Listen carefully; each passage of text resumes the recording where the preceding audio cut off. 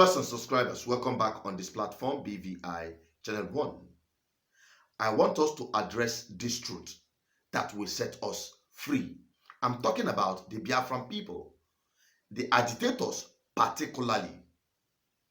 Yesterday, we got the news about the release of Igboho from Benin detention, where he had been held for some time now. Yoruba Nation activist Sunday Adeyemo, also known as Sunday Igboho, has been released from detention by the Benin Republic authorities.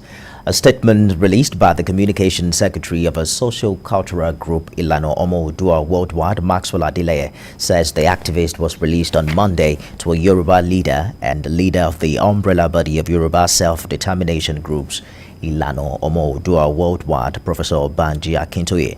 The statement also described the release of Igboho as a triumph of truth over darkness in Yoruba land.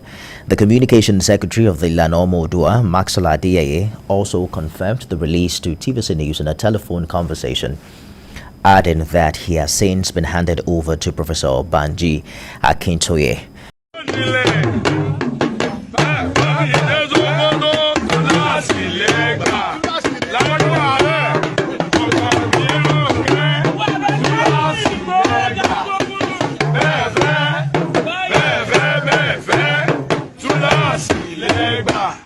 Since after this news hit the social media platform, many Biafran people have wondered what actually happened and how was he able to regain his freedom, despite being pegged on the same page with Nnamdi Kanu. Now, let us take it one after the other, beginning with Sunday Igboho. Sunday Igboho had been a frontliner recently on the agitation for Odua People's Republic secession from Nigeria. We've not had him blackmail, attack, or abuse Yoruba elders. I mean Yoruba elder statesmen who are genuinely committed to the struggle. I'm not talking about Yoruba politicians. I'm talking about their elder statesmen who are also in the struggle. They have never attacked them or ridiculed their traditional institutions.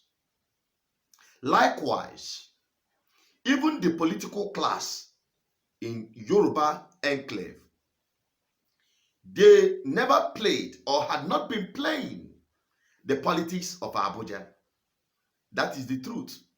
Many of them, irrespective of their party affiliation, despite having some kind of fragmented religious affiliation, they have the Muslims in good number, they have Christians in good number, they also have traditional worshippers in good number. But that did not deter them from coming together. I mean, their political leadership, especially the governors, from doing what is needed, talking about the well-being, the development, and the sustainability of the Yoruba enclave in Nigeria. When the ships were down in terms of security problem connected to the marauders, they came together and banned open grazing and also established a security outfit they called Omotekun. And the Fulani government in Abuja, I mean the federal government in Abuja, reared its ugly head to intimidate and subject them to drop Omotekun idea. They resisted. They stood firm and they legitimized Omotekun. Today, we've seen them maintain their responsibility in banning open grazing and as well tackling some other associated violent crimes like kidnapping and ritual killings within the Yoruba enclave. Now, let's go southeast. The agitators in the southeast, it had become a tradition and norm within the struggle for Biafra to attack anyone that had divergent opinion within the struggle, especially attack, blackmail, and abuse of elders, elder statesmen. It is on known record that men who stood with the belief for the freedom of our people, who are Igbo-centric and Biafra-centric, were labeled all manner of names, including saboteurs, abused, and threatened to be killed. Furthermore, the political class in Igbo land are the worst set you can ever find anywhere in Nigeria or across the world. I have been saying that, and that is why I am committed to changing the political structure of Igbo land. But many Biafran people don't care. In fact, they called me saboteur for even thinking about taking out this political class that are sabotaging the struggle for our freedom. They never believed in Igbo-centric ideology. They are only concentrated on exploring the opportunity given by the non-workable Nigerian state, the impunity of the Nigerian state.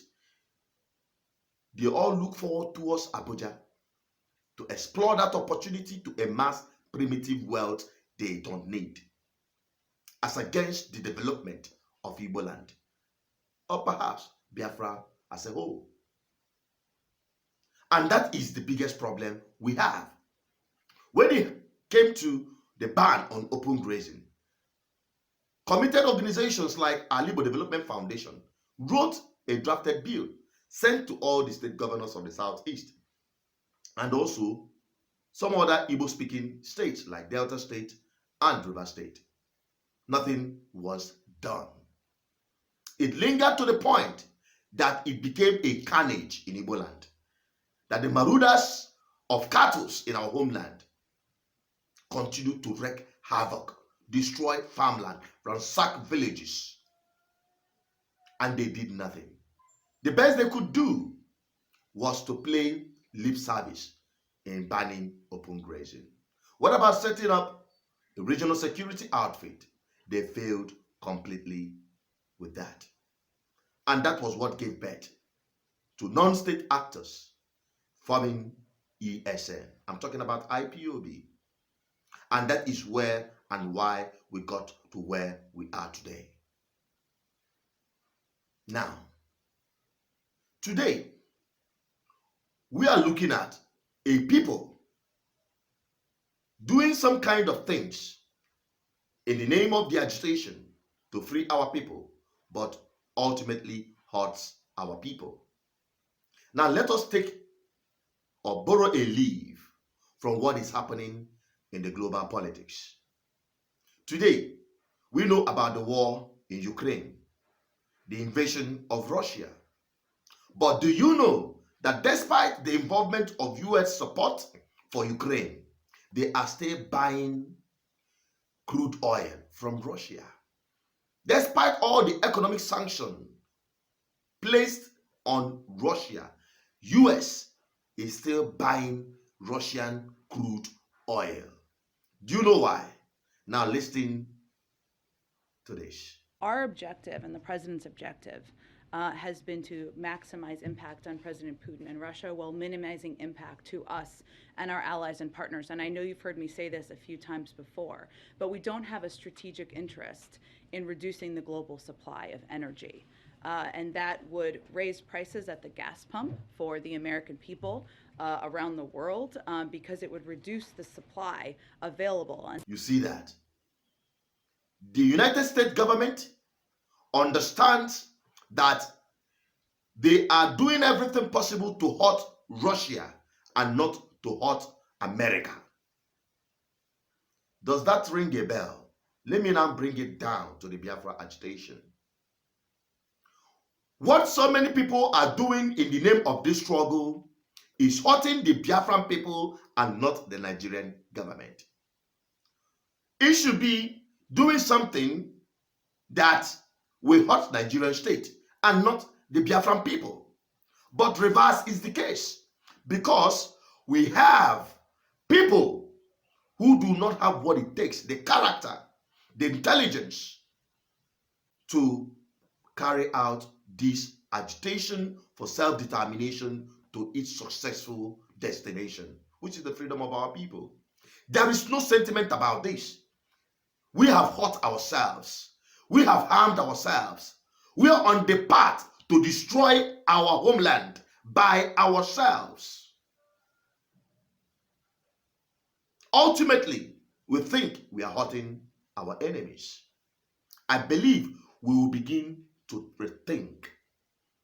It is not about sentiment. It's about the reality on ground. It's not about whipping up emotions, but it's about facing the reality. And that is why I am here, to address the Biafran people, to appeal to the Biafran people, especially the agitators, to rethink, to re-strategize, and go back to the drawing board. Embrace this truth, because this is the truth that will set us free. It wouldn't do anyone any good to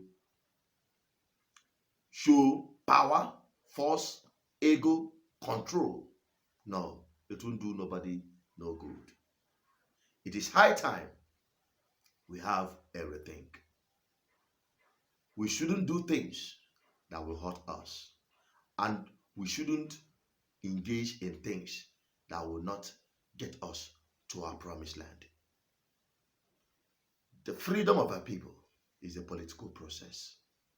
If we get it right, if we get Igbo-centric and Biafra-centric political leaders, I must tell you, the freedom we seek will be achieved without much casualties.